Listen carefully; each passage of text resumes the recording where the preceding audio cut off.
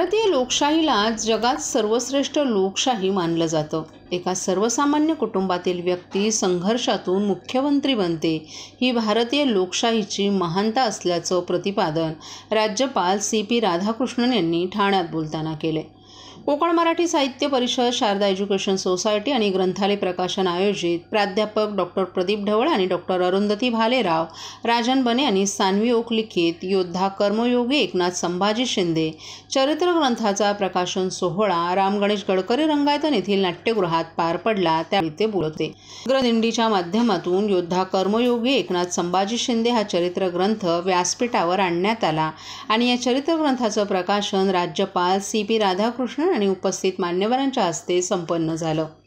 यावेळी मुख्यमंत्री एकनाथ शिंदे, उपमुख्यमंत्री देवेंद्र फडणवीस, अजित पवार, उपसभापती डॉ. नीलम गोरे, ठाणे जिल्ह्याचे पालकमंत्री शंभूराज देसाई, उद्योगमंत्री उदय सामंत, शालेय शिक्षण मंत्री दीपक केसरकर, सार्वजनिक बांधकाम मंत्री दादा भुसे, पद्मश्री ज्येष्ठ साहित्यिक मधु मंगेश कर्णिक, पद्मश्री शंकरबाबा पापाळकर, खासदार डॉ. श्रीकांत शिंदे, खासदार नरेश मस्के, आमदार संजय केळकर, प्रताप सरनाईक, निरंजन डावखरे, रवींद्र फाटक, मुख्य सचिव सुजाता सैनिक, जिल्हाधिकारी अशोक शणगारे, साहित्य संमेलन अध्यक्ष रवींद्र शोभणे, शारदा एज्युकेशन सोसायटीचे विलास ठुसे आदी मान्यवर उपस्थित होते. राज्यपाल CP राधाकृष्णन यांनी आपल्याला छत्रपती शिवाजी महाराजांच्या भूमीत काम करण्याची संधी मिळाली आहे, हे मी आणि माझं भाग्यच समजतो. याचा आपल्याला मनस्वी आनंद असल्याचं सांगितलं. छत्रपती शिवाजी महाराज नसते तर आपली संस्कृती टिकली नसती. त्यांच्या महान कार्यामुळेच महाराष्ट्राचं नाव आज संपूर्ण देशात आदरानं घेतलं जातं. आधीच्या वक्त्यांनी केलेल्या भाषणातून आणि जमलेल्या जनसागराकडे पाहून आपली अशी खात्री झाली आहे की एकनाथ शिंदे हे सर्वसामान्यांचे मुख्यमंत्री आहेत. पुस्तके कधीही फुकट घेऊन वाचू नयेत. पुस्तकांचं मूल्य देऊन पुस्तकं वाचल्यास आपल्या भावना त्या पुस्तकाचं वाचन करताना एकजीव होतात. त्यातील मतितार्थ आपल्याला समजतो, असं आपलं व्यक्तिगत मत असल्याचंही त्यांनी सांगितलं. राज्यपाल महोदयांनी भारतीय लोकशाहीचं महत्त्व पटवून देताना आज केवळ भारत देशालाच नव्हे तर संपूर्ण जगाला आपल्या कामानं मंत्रमुग्ध करणारे आपले पंतप्रधान नरेंद्र मोदी यांची ओळख साधा चहावाला म्हणून करण्यात आली, तर मुख्यमंत्री एकनाथ शिंदे यांची रिक्षावाला म्हणून.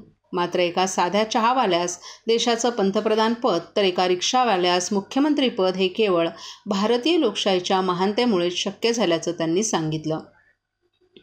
जीवनात यशस्वी होण्यासाठी कठोर परिश्रमाला पर्याय नाही असं सांगून कोरोना काळात एकनाथ शिंदे यांनी केलेलं काम हा महाराष्ट्र कधीही विसरत नसल्याचं त्यांनी सांगितलं. तर यावेळी मुख्यमंत्री एकनाथ शिंदे यांनी आपल्यावर पुस्तक लिहिण्याइतपत मी असं काही मोठं काम केलं नसलून सर्वांच्या साथीने आपण इथपर्यंत पोहोचलो, त्याबद्दल सर्वांचे आभार मानले. सत्तेचा वापर हा गोरगरिबांच्या कल्याणासाठीच व्हायला हवा, ही स्वर्गीय बाळासाहेब ठाकरे आणि धर्मवीर आनंद साहेबांची शिकवण आहे. आपल्याला काय मिळालं यापेक्षा मी समाजाला काय दिलं हे महत्त्वाचं आहे. म्हणूनच आपण या मार्गावर काम करण्याचा प्रयत्न करतो. मी कालही कार्यकर्ता होतो, आजही कार्यकर्ता आहे आणि उद्याही मी कार्यकर्ताच राहणार आहे. आपण असे मानतो की CM म्हणजे कॉमनमॅन, म्हणजे सर्वसामान्य माणूस, ही बाळासाहेबांची शिकवण. आपण त्याच शिकवणीच्या आधारे काम करण्याचा प्रामाणिक प्रयत्न करत असल्याचं त्यांनी सांगितलं.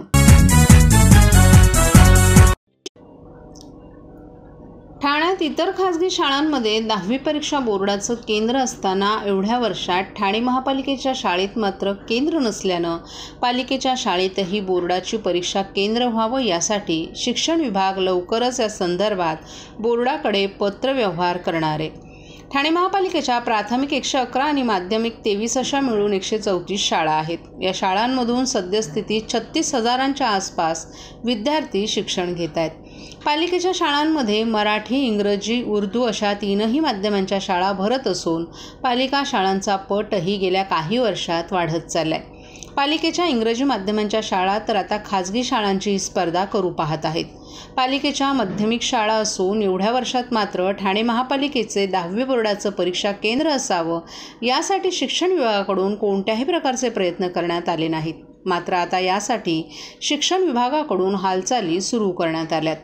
ठाणे महापालिका क्षेत्रात अनेक खाजगी शाळा आहेत. अनेक शाळा या फार जुन्या असून या शाळांमध्ये 10वीचं परीक्षा केंद्र आहे. त्यामुळे बोर्डात नेमकं काय सुरू आहे याची माहिती वेळेवर या शाळांना मिळत असते. परीक्षा कालावधीत दुसऱ्या शाळांचे विद्यार्थी परीक्षा देण्यासाठी या शाळांच्या परीक्षा केंद्रावर येत असतात. पालिकेचं परीक्षा केंद्र असेल तर इतर खाजगी शाळेचे विद्यार्थी पालिकेच्या शाळेत परीक्षा देण्यासाठी येतील. त्यामुळे आता ठाणे महापालिकेच्या शाळेतही 10वीचं परीक्षा केंद्र असावं यासाठी शिक्षण विभाग लवकरच बोर्डाशी पत्रव्यवहार करणार असल्याची माहिती पालिकेचे उपायुक्त सचिन पवार यांनी दिली आहे.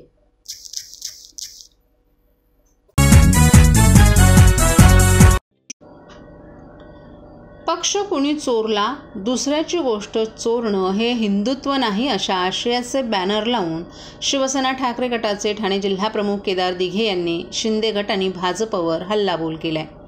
काय आहे हिंदुत्व असा प्रश्न विचारत दुसऱ्याची गोष्ट चोरणे हे हिंदुत्व आहे का याबाबत केदार दिघे यांनी ठाणेकर जनतेच्या प्रतिक्रिया एका व्हॉट्सअप नंबरवर मागवल्यात. शिवसेना ठाकरे गटाचे ठाणे जिल्हाप्रमुख केदार दिघे यांनी शिंदे गटाच्या हिंदुत्वावर हल्लाबोल करण्यास सुरुवात केली आहे.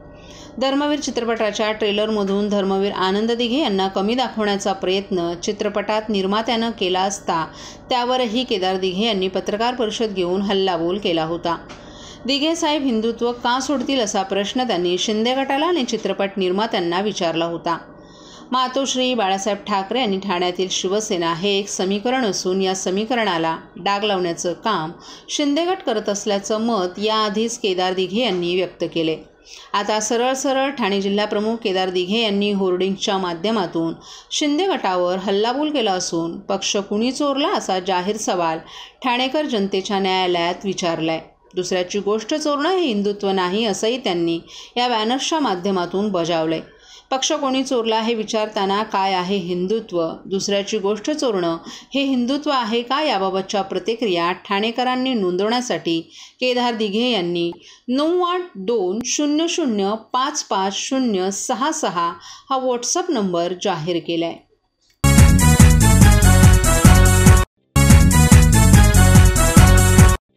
महाराष्ट्रातील भगिनींना आधार देणारी राज्य शासनाची मुख्यमंत्री माझी लाडकी बहीण योजना. या योजनेअंतर्गत अल्प उत्पन्न गटातील 21 ते 65 वयोगटाच्या भगिनींना मिळणार दरमहा 1500 रुपयांची मदत. अर्ज करण्यासाठी 31 ऑगस्ट 2024 पर्यंत मुदतवाढ. कुटुंबाचं वार्षिक उत्पन्न 2.5 लाख रुपयांपेक्षा कमी असलेल्या महिला पात्र. कुटुंबाकडे पिवळं किंवा केशरी रेशन कार्ड असल्यास उत्पन्नाचा दाखला आवश्यक नाही. पांढरं रेशन कार्ड असेल किंवा रेशन कार्ड नसेल तर कुटुंबाचं वार्षिक उत्पन्न 2.5 लाखांपेक्षा कमी असल्याचा दाखला आवश्यक. योजनेसाठीचा ऑनलाईन अर्ज नारी शक्ती दूत ॲपवरून किंवा पोर्टलवर भरता येईल. ज्या भगिनींना ऑनलाईन अर्ज भरता येत नसेल त्यांच्यासाठी अंगणवाडी, ग्रामपंचायत, वॉर्ड ऑफिस, सेतू सुविधा केंद्रामध्ये किंवा आशाताई बचत गटाच्या CRP यांची मदत उपलब्ध. आता आपल्याला अभिमानानं म्हणता येईल, सुखी आणि सुरक्षित आहे माझी लाडकी बहीण.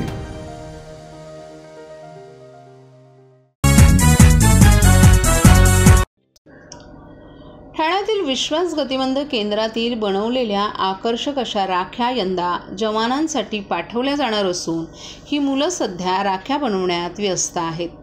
विश्वास चॅरिटेबल ट्रस्ट संचालित विश्वास गतिमंद मुलांसाठी केंद्र घंटाळी प्रबोधिनी संस्थेच्या सहकार्यानं सुरू करण्यात आले. या ठिकाणी 18 वर्षांवरील प्रतिबंध मुलांना तसंच त्यांचे कार्यक्षम करण्यासाठी व्यवसायपूर्ण प्रशिक्षण दिलं जात आहे. वर्षभर विविध प्रकारचे उपक्रम या ठिकाणी सुरू असतात. रक्षाबंधन अवघ्या काही दिवसांवर येऊन ठेपले. अशातच ही विशेष मुलं राखं बनवण्यात व्यस्त आहेत. मणी, मोती, गोंडे, लेस, रिबीन आणि फुलं यांचा वापर करून आकर्षक अशा राख्या इथे बनवण्यात आल्या आहेत. मार्गदर्शक वीणा क्षीरसागर आणि मीना डोके या मुलांना राखे बनवण्याचं मार्गदर्शन करत आहेत. 700हून अधिक राख्या येथे तयार करण्यात आल्या आहेत. जशी ऑर्डर येईल तशा राख्या बनवल्या जाणार आहेत. विशेष म्हणजे या राख्या प्रदर्शनात ठेवण्यात येणार आहेत. पालघर येथील उषावती शेट्टी यांनी जवानांसाठी 500 राख्यांची ऑर्डर दिली आहे. त्याचबरोबर ज्ञानसाधना महाविद्यालय आणि मित्तल सोसायटी येथून देखील या राख्यांची मागणी असल्याची माहिती विश्वास गतिमंद केंद्राच्या जोशना प्रधान यांनी दिली आहे. नमस्कार, मी वीणा क्षीरसागर. मी इथं स्पेशल एज्युकेटर म्हणजे मुलांना व्होकेशनल रिहॅबिलिटेशन म्हणून मी काम करते. यंदाच्या रक्षाबंधनानिमित्त मुलांनी राख्या बनवायला ऑलरेडी सुरुवात केलेली आहे आतापर्यंत जवळजवळ 500 राख्या सेल झाल्या आहेत आणि जवळजवळ 300 ते 400 राख्यांची ऑर्डर अशी आलेली आहे की एक आमचे हितचिंतक आहे ते त्या मुलांकडनं खरेदी करून सैनिकांना त्या राख्या पाठवतात आणि अजून एक अशी एक व्यवस्था गेली 10 वर्ष असं काम करतात की त्यांच्या दरवर्षी 500ची ऑर्डर असते, 500 राख्यांची ऑर्डर असते, त्या मुलांकडनं विकत घेतात आणि ते आश्रमात विविध त्या आदिवासी भागात वगैरे नेऊन त्या शाळांमध्ये वगैरे नेऊन बांधतात. याच्या मागे त्यांचा उद्देश असा असतो की ह्या मुलांच्याकडनं पण त्यांना काम मिळावं, ह्या मुलांच्या हातांना काम मिळावं आणि त्यांना थोडंफार हातभार लावावं म्हणून असं. आणि आम्ही असा हा उपक्रम गेली 25 वर्ष हा मुलांसाठी करतोय. दरवर्षी राख्यांची मागणी वाढतच चालली आहे. दरवर्षी प्रमाणे म्हणजे 1000-2000, ह्यावर्षी 4000चं टार्गेट आहे. मागच्या वर्षी 3500-4000 केल्याच होत्या. यावर्षी पण 4000 राख्या बनवणार आहोत आणि लवकरात लवकर ह्या मुलांनी बनवलेल्या राख्या घ्यायला यावे, त्यांना हातभार लावावा हीच विनंती आहे.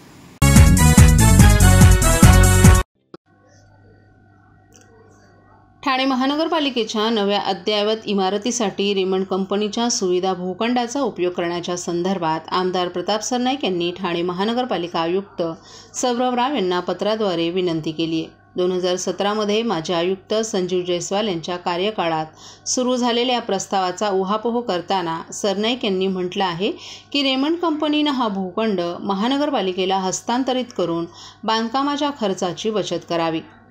रेमंड कंपनीनं औद्योगिक क्षेत्रातून रहिवासी क्षेत्रात रूपांतर करताना महानगरपालिकेच्या सुविधा भूखंडाचे नकाशे मंजुरीसाठी सादर केले होते. त्यावेळी ओळा माजुळा विधानसभा मतदारसंघातील आमदार प्रताप सरनाईक यांनी रेमंड कंपनीच्या व्यवस्थापनाला विनंती केली होती की या भूखंडावर महानगरपालिकेची नवीन इमारत बांधून द्यावी. सध्या रेमंड कंपनीच्या व्यवस्थापनानं रिवाईज प्लान सादर करून रस्त्यालगत असलेल्या सुविधा भूखंडाऐवजी दुसरा भूखंड हस्तांतरित केला असल्याची माहिती मिळते. तसंच या इमारतीच्या बांधकामाचा खर्च राज्य शासनाच्या अनुदानातून होणार असल्यानं सरनाईक यांनी या प्रकरणात स्वतः लक्ष घालून रेमंड कंपनीशी चर्चा करून कन्स्ट्रक्शन TDRच्या माध्यमातून इमारत बांधण्याची विनंती आयुक्तांना केली आहे. आमदार प्रताप सरनाईक यांनी ठाणे शहराच्या जडणघडणीत 30 वर्षाहून अधिक काळ योगदान दिलं असून त्यांनी महानगरपालिकेच्या मालमत्तांना कन्स्ट्रक्शन TDRच्या माध्यमातून विकसित करून दिले. त्यामुळे रेमंड कंपनीनं दिलेलं कन्स्ट्रक्शन TDRच्या माध्यमातून ही इमारत बांधून देणं आवश्यक असल्याचं त्यांनी आपल्या पत्रात नमूद केले.